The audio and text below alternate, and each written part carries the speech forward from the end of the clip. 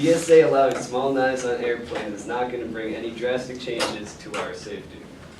Sport equipment like hockey and lacrosse sticks do not pose a threat to our safety and should have always been allowed for traveling athletes. A man simply cannot hijack an airplane at this day and age using only a knife due to our new, now standard safety precautions. With these lessened precautions, the TSA can now focus on finding more serious threats like bombs and other explosives.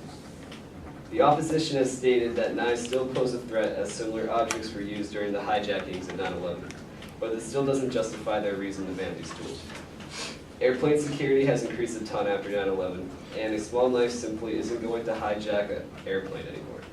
Doors to the cockpit are now made out of steel, which would be very hard to break down without explosives. Most pilots are now armed themselves, which would pose a greater threat to our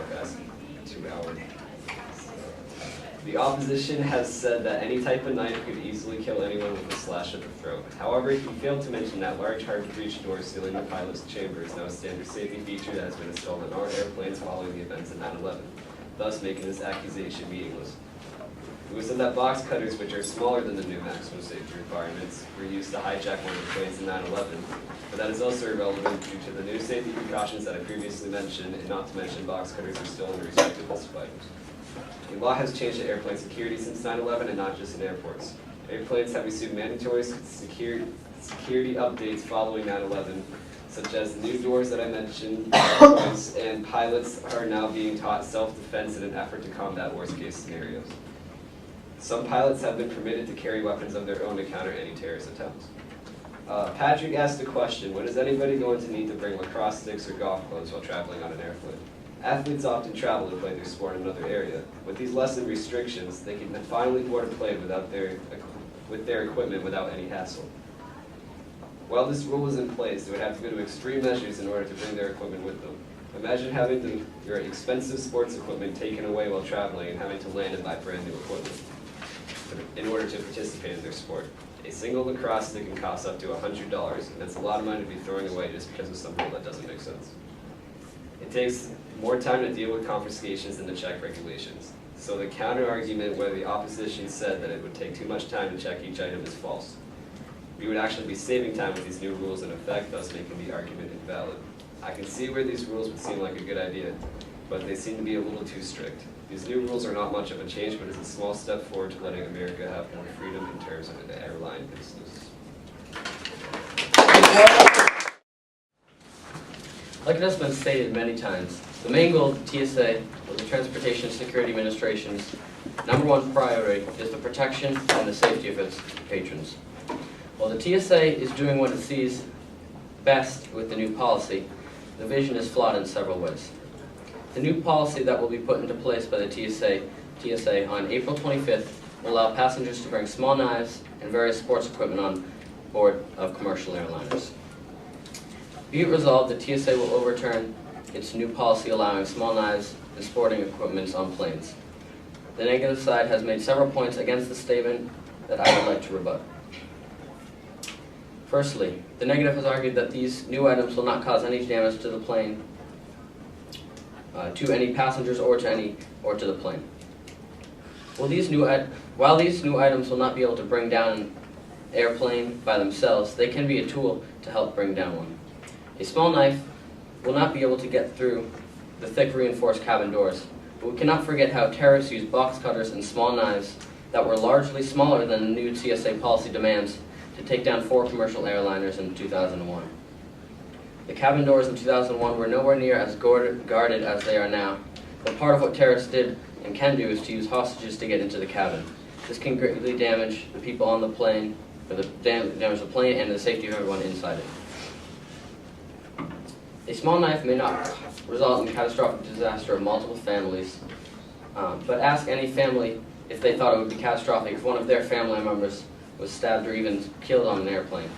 Ask anyone on the plane if they would be terrified and scared after the event. The answer to both of those is yes. Ask a flight crew member if they would feel comfortable knowing that a terrorist could only have a knife instead of a bomb. The answer is no. While giving someone a small blade instead of a longer one, or an explosive, may result in less serious injuries, wounds made by a small blade can still create serious casualties. The negatives argue that people should be allowed to bring sports equipment on the plane if they would like to.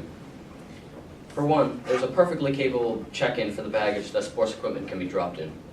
Secondly, the limit, for instance, is 2 golf clubs. Who only brings 2 golf clubs to go golfing? Not many people. Now, there is the argument that people may not want to trust the baggage claim to keep their things safe. But the truth of the matter is that for one, the baggage claim is almost 100% safe, and 2, most airliners have a system where items can be given specifically for a few extra dollars, and the airlines will insure the item for that flight.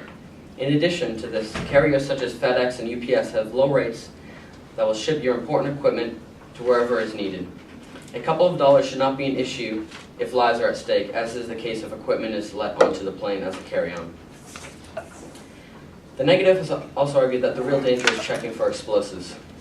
While there is definitely some truth to this statement, we have to remember that the deadliest terrorist attack in United States history was not committed with any type of explosive. It was done with small blades. This is what the new TSA policy would allow. This is not some pushover policy. The TSA would be the same things that resulted in nearly 3,000 deaths in one day. This is not acceptable. The TSA has worked for so long to prevent what happened on 9/11 from happening again, but here they are ready to allow the weapons that caused the attack back on planes. The real danger is certainly not the explosive, while they do pose a threat. The danger of allowing knives on planes should be looked at as just as, if not more, dangerous. The negative has argued that a knife is a weapon, is not a weapon but a tool.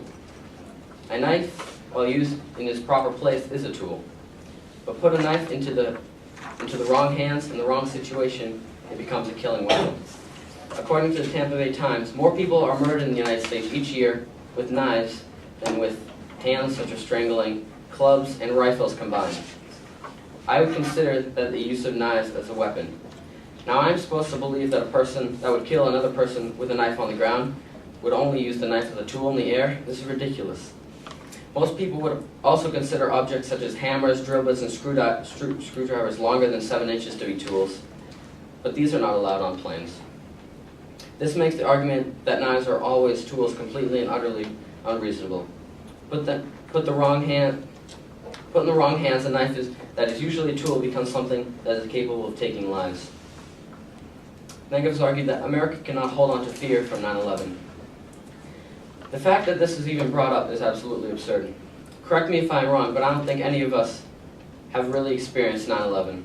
While we may have talked to people about the fear of 9/11, if we have not experienced what the attack was really like, we have no grounds to say how terrified people were and still are.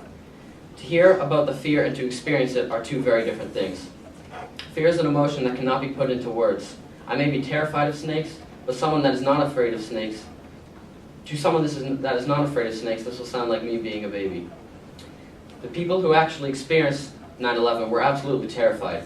Michael Waters, a photojournalist in Manhattan, said about 9/11, all of a sudden, there were people screaming. I saw people jumping out of windows. Their arms were flailing. I stopped taking pictures and started crying, end quote. People were terrified. And for us to say that they should just let go of this fear, how can they? They went through hell and they are supposed to forget it and move on? That would be similar to your family getting murdered and someone telling you to get over your fear of the killer, even though he is on the loose. It is impossible and unreasonable for us to ask them to do such a thing. Letting this new policy be put into place, therefore letting small knives and sports equipment on planes, will do a great disservice to the safety and well-being of the American people.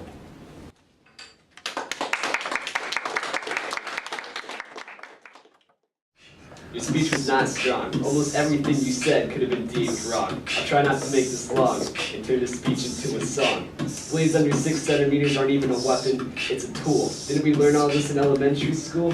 Just because TSA wants to change the rules doesn't mean we need to lose all of our cool. Explosives is what we need to worry about, which is why we need these new rules to sprout. I have no doubt that passing these rules will allow airport security to focus on more important stuff. Even though this is getting a little rough, we can focus on things like explosives. So get a dose of what I'm trying to say. You just got slayed.